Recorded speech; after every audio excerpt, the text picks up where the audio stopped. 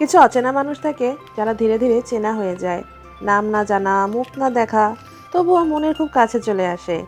YouTube আমাদের ঠিক এমনই কিছু অচেনা মানুষ উপহার দিয়েছে, যারা আজ আর অচেনা না, ভীষণ আপন, প্রতিদিনের একদম নিত্য নৈমিত্তিক বন্ধু হয়ে গিয়েছে।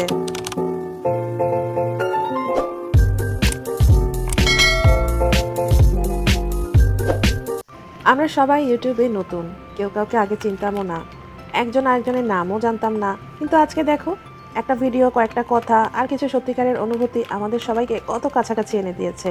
আমরা এক একজন এক এক জায়গা থেকে দেখি, এক এক জায়গায় থাকি, এক এক রকম জীবন, এক এক রকম গল্প, তবুও ভিডিওর ভিতরে কিন্তু নিজেদেরকেই খুঁজে পাই। কেউ কমেন্টে লেখে, আপু আপনার কথাগুলো আমার মনের কথা। আবার কেউ বা বলেন, এই ভিডিওগুলো দেখে একটু মনটা হালকা লাগলো। এই কমেন্টগুলোই না ধীরে ধীরে অচেনা মানুষদের আপন করে নেয়।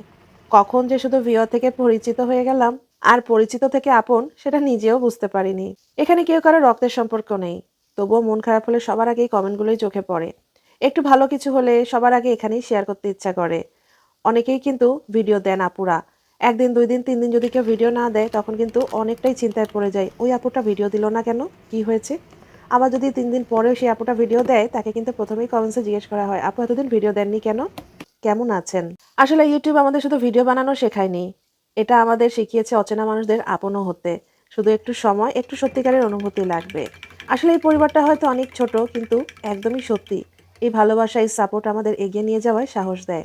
সবাই আমার পাশে থাকলে বা আমরা সবাই সবার পাশে থাকলে এই অচেনা পথটাও খুব অচেনা লাগে না। ধন্যবাদ এই যাত্রার অংশ হয়ে থাকার জন্য সবাইকে।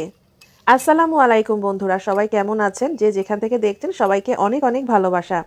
আজকে সকাল থেকে ভিডিওটা শুরু করেছি। শুভ সকাল। চা বানাচ্ছিলাম, দেখলেনই। আজকে অনেকদিন পর দুধ চা খেয়েছি, আর দুধ চা খাওয়ার জন্য দেখলাম আমার যে বোতল সেখানে দুধ শেষ। তারপর আবার দুধের বোতলটা একটু রিফিল করে নিলাম। তো একেকবার এক এক ব্র্যান্ডের দুধ খাই, এবার এই ব্র্যান্ডেরটাই কিনেছিলাম। আর দুধ চা আমার ভীষণ ফেভারিট, কিন্তু দেখা যায় মাঝে মধ্যে স্কিপ করে যাই। তো আজকে খুব দুধ চা খেতে ইচ্ছা করছিল, তাই দুধ চা খেলাম আর আপনাদের সাথে একটু শেয়ার করে নিলাম। দুপুরের পর একটু বাইরে গিয়েছিলাম, তো ফিরতে ফিরতে সন্ধ্যার মতন হয়ে গিয়েছে। তো ফেরার পরে আসলে না রান্না তেমন একটা প্রিপারেশন নিয়ে যে করতে হয়, সেগুলো আমার কিছুই করা হয়নি। তাই চটজলদি কি রান্না করব। আর এই খাবারটাতে না আমার হাজব্যান্ডের এখন পর্যন্ত কখনো না হয়নি। তো তাকে যদি 30 দিন 3 বেলায় খাবারটা দেওয়া যায়, সে সবসময় এটা খেতে পারবে।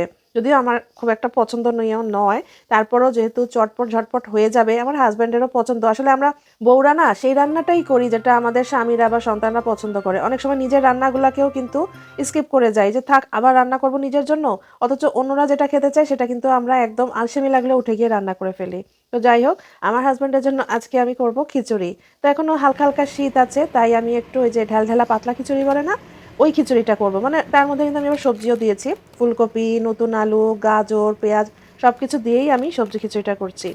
আর খিচুড়িটা করতে গিয়ে দেখি অনেক মশলার বোতলও কিন্তু খালি হয়ে গেছে।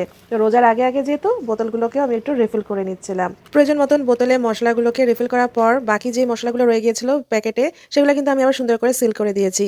সিল করাটা খুবই সোজা, একটু হিট দিয়ে একটু আঙুল দিয়ে চেপে দিলেই কিন্তু খুব সুন্দরভাবে সিল হয়ে যায়, আর একটুও কিন্তু বাতাস ঢুকবে না, একদম নতুন প্যাকেটের মতন হয়ে যাবে। খিচুড়িতে কিন্তু পাঁচফোড়ন, আস্ত পাঁচফোড়নটা দিয়ে যদি ওই যে ফোড়ন দেওয়া যায়, তাহলে কিন্তু খুব মজা হয়।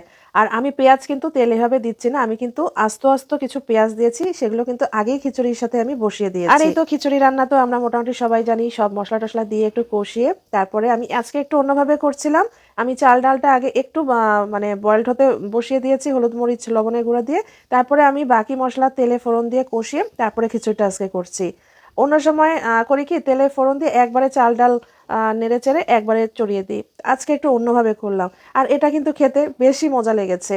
তো যাই হোক, অ্যাজ ইউজুয়াল আমার হাজব্যান্ডের খিচুড়ি অনেক ভালো লেগেছে, আলহামদুলিল্লাহ।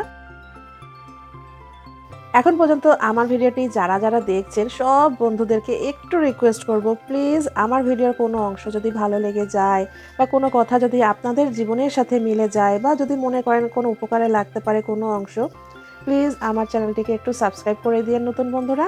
আর আর ইতিমধ্যেই আমার চ্যানেলটিকে যারা সাবস্ক্রাইব করে বন্ধু হয়েছেন, আমার ভিডিওটিতে একটি লাইক দিয়ে এবং পারলে ভিডিওটিতে একটু শেয়ার করে দিন, যাতে আরও অনেকে এটা দেখে উপকৃত হতে পারে এবং সাথে আমিও একটু উপকার পাই। কারণ একটি ভিডিও বানাতে বেশ অনেকটা সময় লাগে, যদি একটু আপনাদের লাইক পাওয়া যায় আমারও খুব ভালো লাগে এবং আমার ভিডিওটি 1 জন থেকে 10 জন আরও অনেকজনের কাছে পৌঁছে যাবে।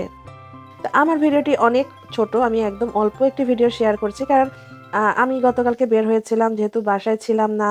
তো খুব বেশি আমি আপনাদের সাথে কোনো কাজকর্ম শেয়ার করতে পারিনি।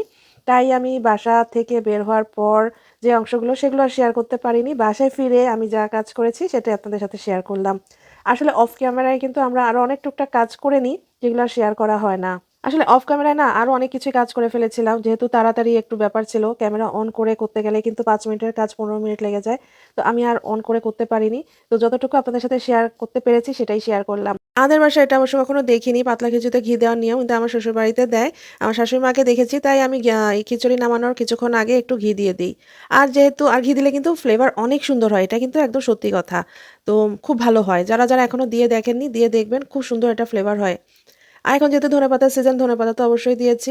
খিচুড়িটা খেতে না এত মজা হয়েছিল, কি আর বলব, অনেক মজা হয়েছিল। আসলে তাড়াতাড়িতে রান্না করলে না অনেক বেশি মজা হয়। আর অনেক প্রিপারেশন নিয়ে আয়োজন করে রান্না করলেও দেখবেন অনেক সময় কিন্তু যতটা আশা করা হয় ততটা কিন্তু মজা হয় না।